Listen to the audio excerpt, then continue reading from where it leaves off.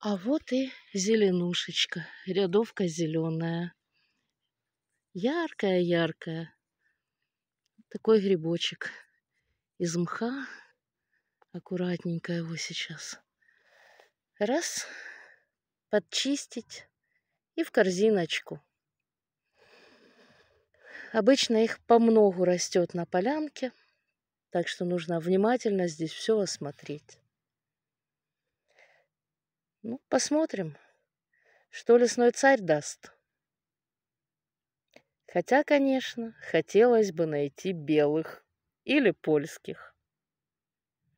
Подписывайтесь, ставьте лайки.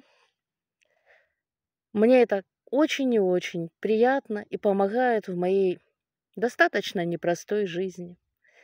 С вами я, Зоя из леса. Обо всем подробнее на моем маленьком канале. Мира и добра, ребята!